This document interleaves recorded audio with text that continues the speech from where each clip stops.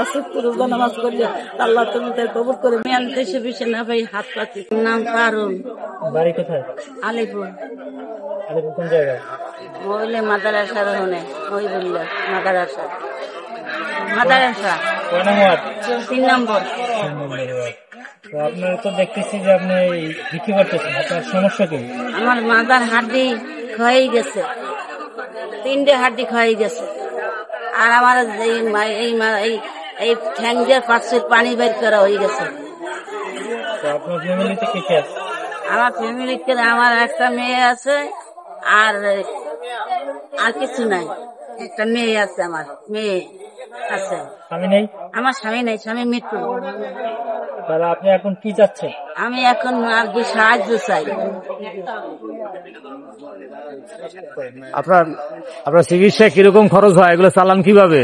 এগুলো আমি চালাই মানুষের কাছে। মনে করেন আজকে আপনার কাছে হাত পাতি, আপনি 10 টাকা দেন, কেউ 5 টাকা দেয়, কেউ 2 টাকা দেয়, কেউ মোটেও দেন না। 50 জনের ভিতরে একজনের দেয়, 80 জনের ভিতরে একজনের দেয়, আর দেয় না। তখন আমি ওই টাকা জমা করিয়া সপ্তাহে আমি 3000 টাকার ওষুধ আনিয়া খাইয়া আবার একটু সুস্থ হয়ে বুঝিয়ে খাই, আবার একটু হাঁটা চালটা করি, আবার একটু সাহায্য আমি আপনার কাছে আবেদন করি যে আমার একটু সাহায্য করেন। আমার ছেলে সন্তান কিছুই নাই, আমার ঘর বাড়িও নাই। আমার এক হিসেবে আমি মানুষের চাইছে কাটাইতেছি, কাটাই আর কান্দি মানুষের চাইতে। আল্লাহ পাক এই আমার এই তকদিরে আসিল, যদি আমার একটা সন্তান থাকতে এত আমার এই হইতে পারত না। আমাকে একটু সহযোগিতা করতো, এত আমার কেউ সহযোগিতা করতে আসে। এখন আমার যদি কেউ দয়া করে আমার একটু সাহায্য করতে, আর আমি যদি একটু সুস্থ হইতাম, আমি 5 ওয়াক্ত নামাজ পড়ি, তার কাছে আল্লাহর কাছে আমি মুনাজাত করতাম, আল্লাহ এর উসিলায় দ্বারায় আমি ভালো হয়ে গেছি। কারণ 5 ওয়াক্ত রোজা নামাজ করিয়া আল্লাহ তুমি তার কবুল করে মঞ্জুর করিয়া আল্লাহ তুমি তার বুঝতেবাসী জান্নাতবাসী, জান্নাতের বাগান বানাই দিও আল্লাহ, তুমি বেস্তের বাগান বানাই দিও আল্লাহ। আমাকে এই একটু করতে বাবা, তাহলে আমি একটু খুশি হইতাম আল্লাহ পাকের কাছে। আপনার এই ভিডিও দেখে যদি কেউ আপনার সাহায্য করতে চায় কিভাবে করবে? আপনার কোনো ফোন নাম্বার আছে? এই ফোন নাম্বারটা আছে। ফোন নাম্বার আছে? হ্যাঁ। তা আপনার ফোন নাম্বারে কেউ সাহায্য করতে চাইলে নিচে নাম্বার দেওয়া থাকবে, কেউ করতে পারবে, এই তো? ফোনে কথা বলতে পারেন, ধরতে পারেন ফোন? ফোন যদি কেউ ধরে দেয় তাহলে আমি ফোন ধরতে পারি, এই আমি করতে পারি না, দিলেই আমি ধরতে পারি ফোন।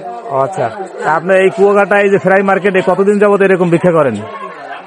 আমি অনেক দিন হইতে ভিক্ষে করি। আমার স্বামী মরার পরে আমি ভিক্ষে বেশি বেশি করি। কত বছর? মনে করেন আমি 5 বছর হইতে। 5 বছর হয়েছে? হ্যাঁ 5 বছর হয়েছে। হ্যাঁ, আমি তখন আমি বাদাম বিক্রি করতাম, তখন আর আমি বাদাম বিক্রি করতে পারি না।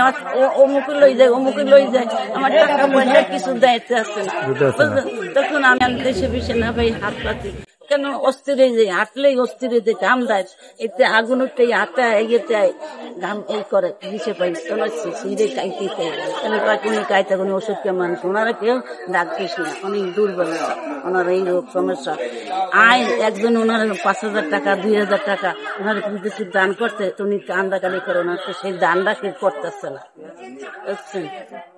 দর্শক, এতক্ষণ আপনি শুনলেন আমাদের বৃদ্ধ মায়ের কথা, যিনি কুয়াকাটায় দীর্ঘ বছর ধরে এই কুয়াকাটার বিভিন্ন টুরিস্টের যে স্পট আছে, বিভিন্ন মার্কেট এবং বিচের পারে তিনি ভিক্ষে করে থাকেন। আমরা তার সাথে কথা বলে জানতে পারলাম যে তিনি তার একটি দুরারোগ্য রোগে ভোগেন এবং তিনি একটি সন্তানের জন্যই, তার স্বামী নেই, কিছু বছর আগে মৃত্যুবরণ করেছেন এবং তার যে সন্তানটি আছে সেটি একটি মেয়ে। এখন তার এই বৃদ্ধ বয়সে তিনি সুস্থ সবলভাবে জীবনযাপন করতে চান। তো তিনি চাচ্ছেন সরকারি হোক, বেসরকারি হোক, অথবা কোনো সংস্থার মাধ্যমে হোক, তার এই চিকিৎসার সহযোগিতা করে তাকে শেষ বয়সে সুস্থ একটি জীবন দান করুক এবং তিনি মৃত্যুর আগ পর্যন্ত সুস্থ জীবনযাপন করে বেঁচে থাকতে চান।